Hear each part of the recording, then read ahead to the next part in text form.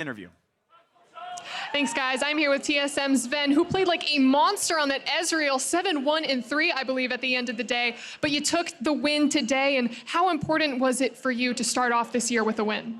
I think it's really important for like the confidence boost you get to start this with. You get so much momentum from winning a game like this. So I'm really happy. I think everyone played well, and I think we were a little bit too eager on the trigger finger, but I think that's better than the other way around. So I'm really happy with how both Matt and Broken Blade played today. So I think it's a great start for us. And the one person that you didn't mention is the replacement for your longtime partner, Mithy. Smoothie joining you in the bot lane, and I know he has some really big shoes to fill, so how is he doing?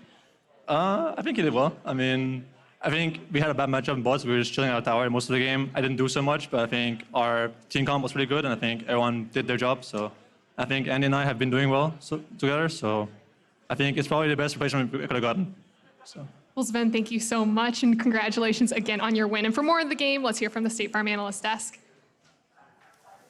Thank you very much, Avli. And we're welcoming Azael here to help us out with some post-game analysis as TSM picks up a very impressive win to kick off their spring split. Going to be happy with that one over 100 Thieves. Before we dive into the gameplay, though, I want to take a look at Champion Select, how the chips fell for both of these teams and the comps they were working with when trying to drive towards victory. Yeah, and I think starting with the 100 Thieves one, it was a little curious what their late game team comp was trying to do, because in the early game, as they slowly pop in there, they had a lot of priority through their lanes, and then they obviously have a higher tempo jungler with the Olaf, and so you kind of see how they're trying to do like the win lane, win game strategy, but they didn't have a clear way of converting the tempo and like laning advantages into like, oh, this is an easy gank, or this is an easy like playmaking tool. They didn't have actually any playmaking tools really. Yeah, I mean, they don't have any super reliable engage. I mean, when I see this draft, what I'm thinking is, yeah, it's win lane, you know, get ahead in farm, which they did actually do. The Olaf can be up in tempo, and then take this to a neutral objective at a proper time, you know, when you complete your first item or whatever, and you try to force TSM to fight you in a bad spot for them, and maybe try to get something from that. Obviously, that never really came to fruition, and I think, you know, TSM had a lot more ways that they could win this game. Right, so TSM had a lot of good picks into the comp in the first place. So they picked Ezreal and Alistar for bot lane, so they're super safe down there. It's really hard to kill Zillion, and it's really hard to kill Sion. So even if 100 Thieves had good playmaking potential, they still don't have the comp for that, or they don't have good ways to kill the enemy team. So TSM is just scaling, farming up for items, and then their team fight is just so much easier to do. There's so many different ways that they win the fight, whether it's front to back or even shooting poke, and 100 Thieves just doesn't have the damage to kill through Sion, Alistar with a Zillion ulti over and over. Yeah, that's the thing for me. At the end of the day, I look at TSM's composition. I know what every single person on that team is supposed to be doing in this game. I know who's the tank and who's engaging. I know who's carrying the game, and I know who's in that supportive role. On the side of 100 Thieves, yes, these are all powerful champions that, given enough gold or enough of a lead, can absolutely take over a game. But in a more even game state, I struggle to find where they get any advantage over TSM in the game. Yeah, I mean, it's fairly narrow win conditions, right? And I think Bang actually played a great first game, but once you're behind, you know, what is he really going to do against that sort of a composition? You're not going to be able to dash in and take out the Ezreal. Can't run past the Sion. You don't have anyone who can really accomplish that for you with a Camille and a Sion and an Alistar running at you. But I do think so much of it went wrong, you know, with that first river fight. You know, at that point in the game, they were up 1-2K gold. If they actually all had completed their item, established vision around that first Infernal, been first to the you know, spot there, then you actually have Thresh who can pick outside of vision and start a fight that could have looked good for them, and maybe it snowballs from there. You mentioned that Bang still put up a solid performance even in the loss. Can't be expected to do much once the team is that far behind. Let's talk about Broken Blade, the big acquisition for TSM in the offseason. This is a relative unknown for a lot of people who are watching the LCS. How did he do in his first outing? +1 CSD at 15. Let's go, baby.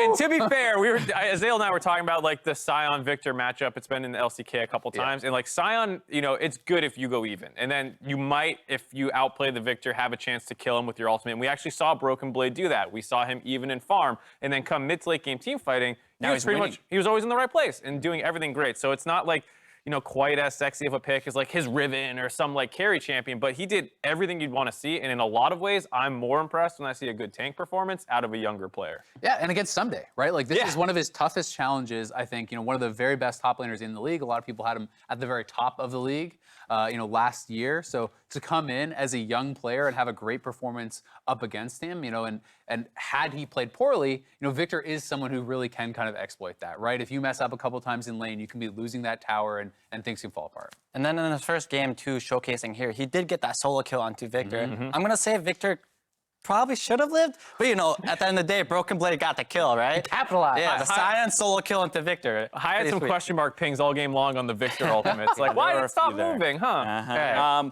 But while we check in on these new players, I think it's going to be a great boon to his confidence. We heard Sven talk about the importance of picking up an early win, especially for this TSM roster as an org that, as a whole last year really struggled, had their worst showing of any LCS split. So big for them. The other factor that we have not talked about, and I do want to hit real quick before we head to break, is Zix. Yes. The other addition to TSM. And while we talk about a very intelligent draft, solid team composition with lots of strategic options, I actually want to turn to you, Hai, and talk about the value of coaching, or whether or not it comes from the coach specifically, having one really crafty, strategically minded person on the team to help make sure that the team has options and direction going into a game.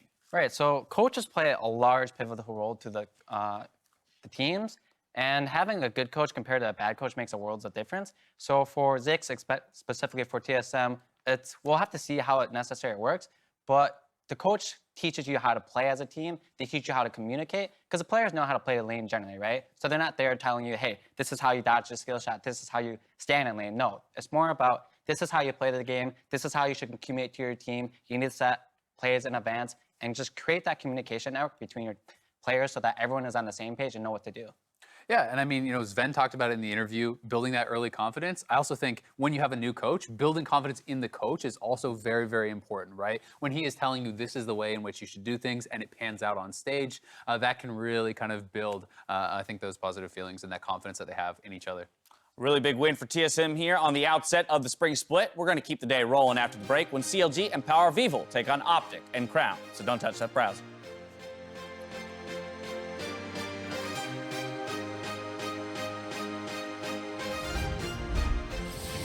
Now here comes the play of Flash. Got to find the first knockup. Look at the burst coming across. First blood sure to land. Goes over to Sven. The flank is Flash. And Anna's going to drop as well. Nice. Let's go. Victor. Go slow. I'm going on him. Look at me. I'm on you, Matt. Come up. Nice. Nice. Go slow. Nice and slow. Stop us. Don't kill him. Kill him. Nice, guys. Nice. He cannot quite kill off Bang. Finds the slow, but he cannot get the kill. One on the board for 100 Thieves, who he is back in the mix as well, but a perfectly timed stun stops that charge. TSM staying up. A play back. A hook on Sven. Finally a shutdown. Can this be the fight that Thieves need? But they're losing too many. They're getting caught up there. The police is out in force, and the Thieves are getting caught.